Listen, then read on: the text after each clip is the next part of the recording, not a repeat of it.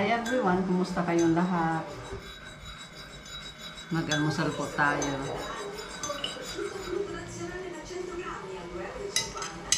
Para matry ko itong ginawa kong tinapay.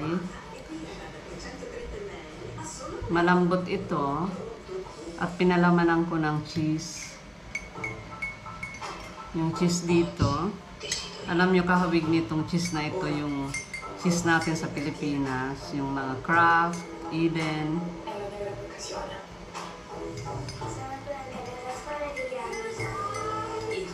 Subukan natin kung masarap.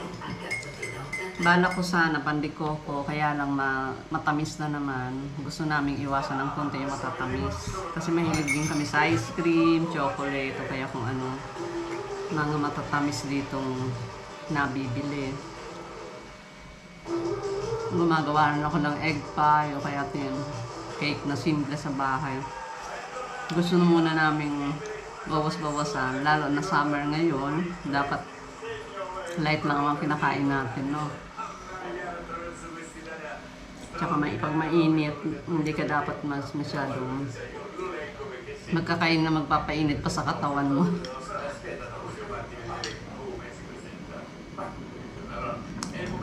Masarap. Sabi ng asawa ko kasi siya kumain kagabi. Masarap daw. Ngayon ko lang tinikmam.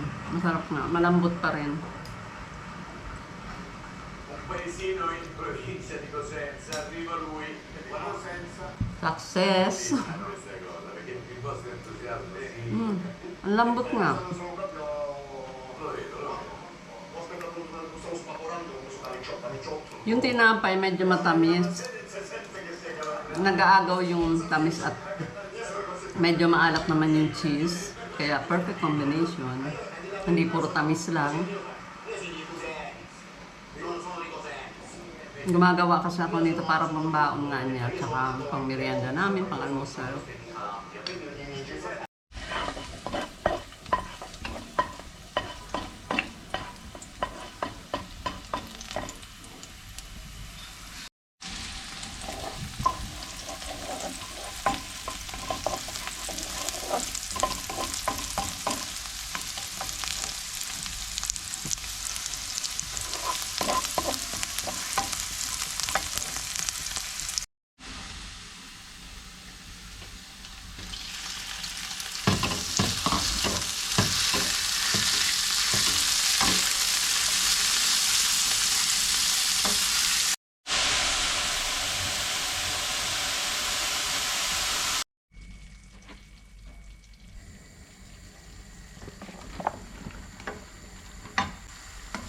Parang kailan lang naman, di ba? Nagpalit na kayo nitong mga huling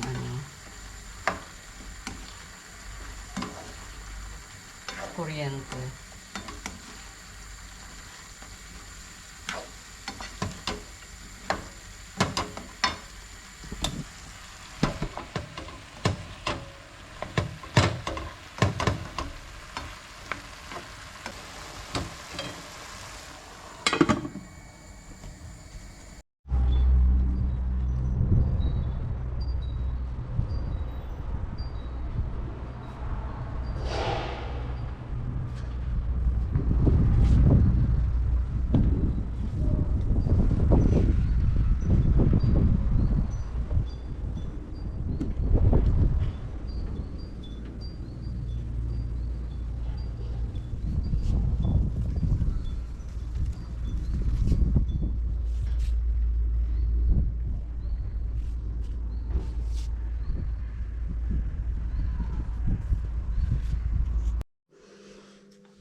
Labas muna tayo para maglakad, exercise muna.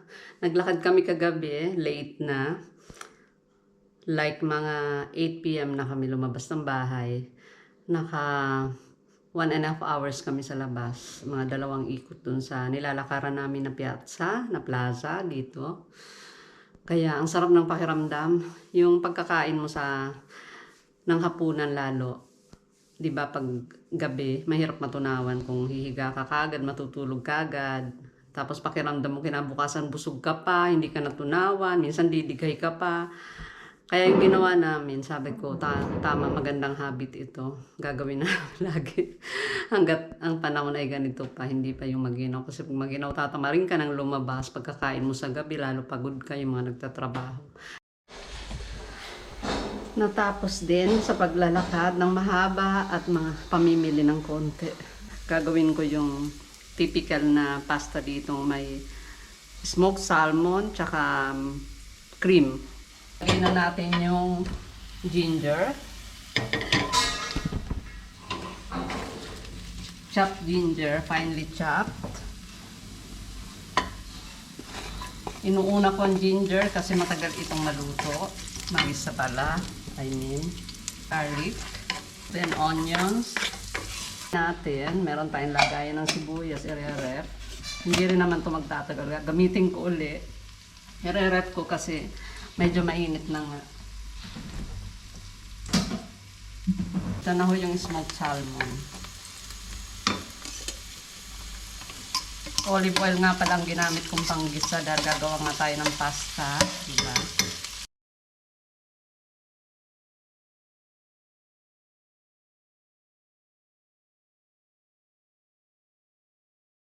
Takpan natin. At hayaan muna, off ko na. Hayaan ko munang dyan lang. Mamayang gabi ko na itutuloy pagluluto dahil syempre hindi pa naman oras ng hapunan. Meantime, pakita ko sa inyo, nakabili nga pala ako ng basil ulit. Alam niyo bakit? Ayokong nakakakita ng mga pots na mga parang abandoned, yung walang mga tanim o namatay yung tanim. Eh di ba yung tanim ko ritong isa, hindi nag-survive. Dahil binili namin, medyo nag-crisis na yung plant. Siguro, na ano na yon, yung nag-suffer na-stress na. Siguro hindi nadilig ng matagal. Tapos, nabili namin, ayun, hindi na rin nag-survive. Kaya, ginawa ako, bumili ako ng kung anong magandang nakita ko na total mahilig akong gumamit ng basil. Ito, ayusin ko nga. Kaya ayan, transplant ko na kagad. Di ba yan yung akin, yung dati ko na ang ganda ng tubo. Eh araw-araw kong pinipitasan. Hindi rin naman siguro magandang laging pipitasan. Maliliit pa yung dahon na bago. Siyempre palakihin naman natin. Ngayon, ito. Na-transplant ko na. Pagkabili ko kanina, nilipat ko na kagad dito sa malaking. Ang naintindihan ko kasi sa basil, mas gusto nila yung malalaking pots. Kapag sa pots nyo tinanim. Kung sa lupa, mas maganda. Pero pagdating sa ano, tsaka hindi nga dapat yan magkakatabi. Pero since na hindi naman dikit-dikit yung pagtatanim, hindi ko na hinawakan yung mga ugat, hindi ko na hiniwalay kasi delikado. Baka mamaya maano pa, alam nyo na, masira ko pa. Ito rin naman ganong ginawa ko. Pagkabili ko, nasa maliit lang yan na pot. Nilipat ko lang, hindi ko na hinihiwa-hiwalay. Kasi ang sabi ng mga talagang magagaling magtanim, pag iwa-hiwalayin daw ang basil, wag daw ilipat ng magkakadikit. Pero bakit naman ito? Maganda ang tubo. Depende na rin siguro yun. Pag nagustuhan naman nila yung lugar, nahiyangan nila. Okay naman, diba? Lumalago. Tapos ito na yung sili na napatubo ko, isa. Nilagay ko muna sa maliit na pot, napakaliit lang. Tapos hanggang sa yan, medyo lumaki na. Nilipat ko na kasi baka mamaya mag-suffer kapag pinatagal ko pa. Nahiyangan niya na yung lugar tapos ililipat ko. So ginawa ko na rin yan. Kanina, ito talagang parsley, ito ayaw ng ayaw na talaga nitong magdahon. Kahit pinuputulan ko, pagtubo, may bulaklak na. Kumbaga, ang sign na ito ayaw ng matanda na. Ang bilis naman tumanda nito. Mas ang kailan lang na agad. Ayun ang mga kaganapan sa araw na ito. Yung parsley na tinanim ko na binili ko rin, ayan narepat ko. Mukhang nabubuhay naman, may malilit na tumutubo dito. Hiniwalay ko na sapat na maliit. Ito naman ang aming siminos. Grabe ang tulog nitong alaga namin na ito. Parang border Laging tulog. Mag-ano muna ako ng pasadaan ko muna yung sahig. Tama na kondisyon yung katawan ko. Malakas pakiramdam natin. May patrabaho sa kabilang building namin sa likod. Kaya ang ingay dyan kanina, bang, bang, bang. Nagkakabit sila nung pag-aakyatan ng mga magtatrabaho. Tulog na tulog pa si Mister. Yung tulog niya yun sa hapon. Maaga kasi siyang pumapasok ngayon. Yung first shift siya eh. First shift. Ang hirap ron. First shift. Ito ngayon ang gagawin kong pasta para dun sa niluto ko kaninang sauce ng pasta. Yung salmon with panna. Panna ice cream. Ito. Ito gagamitin natin. Tortiglioni. Meron akong dalawang ganito. Tig 1 kilo kada isang supot nito. Ngayon, gagawin ko, magsasalang na ako ng tubig. Tapos gigisingin ko na siya pag hindi pa rin siya gumising. Kasi balak namin pagkakain mamayang hapunan, maglalakad ulit kami, gaya kagabi. Ang sarap ng tulog ko dahil napagod siguro sa paglalakad. Iba talaga yung may galaw ang katawan natin, no? Nakokondisyon, tapos napapagod, kaya nakakatulog ka. Tsaka ang sabi niya, kasi siya mahilig ang mister ko mag-exercise, kahit nung binata pa siya. Ano siya, medyo conscious siya sa katawan niya. Lalo sa tiyan. Anyway, sabi niya, kapag daw nag-exercise ka, lalo sa gabi, naglakad o kaya nag-gym, yung mga mahilig mag-gym, kahit daw tumigil ka na, humiga ka na, natulog ka na, yung katawan mo, nagbaburn pa rin ng calories, ganun pala yun. Although hindi ka na gumagalaw, nagpapatuloy pa rin. Baka pwedeng totoo yun, hindi ko lang alam. Siyang nagsabi sa akin, pero naniniwala ako kasi siguro pag once na hindi naman agad kasi yan, di ba, pag gumagalaw ka, nagbo-burn, pero siguro nagpapatuloy pa rin yun.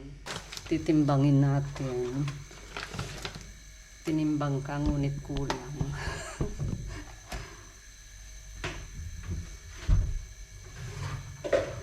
260 grams na pasta. Rigatoni. Ay, hindi, sorry. Hawig kasi.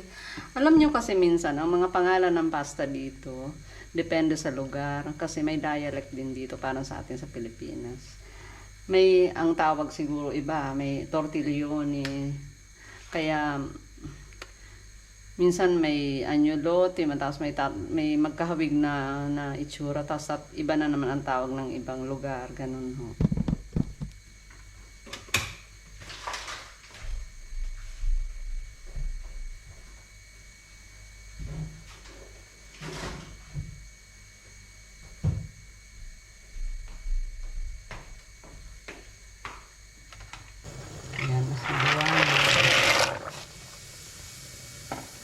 Takpan ko uli para kumulo, din tanggal ang takip.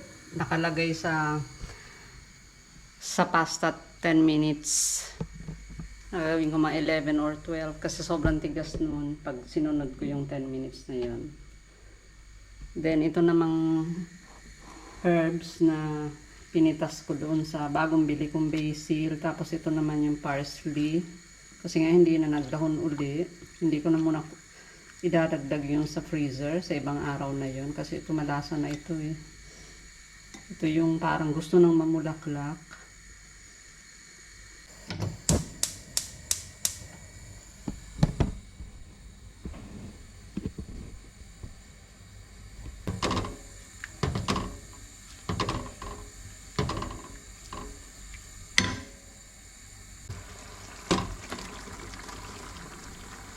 Ganyan lang ho yan.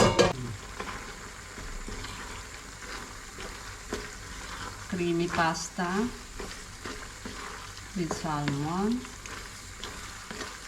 Salmon. However you wanna pronounce it.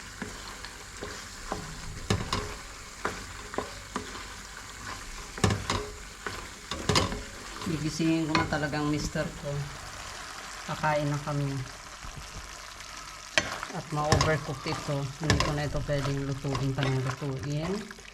Lalamig, hindi na masarap pag lumamig. At syempre, ang pasta dapat mainit. Mga ganito. Meron din namang pastang tinatawag na pasta fredda dito pag summer. Ilaw lang ang kamatis. At hindi mainit kinakain.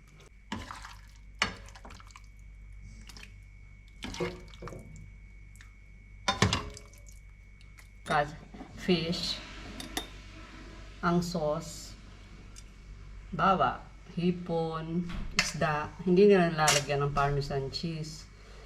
Ng cheese, I mean, kahit anong cheese. Pero ako gusto ko, so nilagyan ko.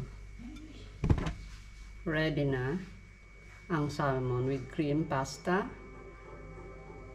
with herbs. Bon appetit sa tuti.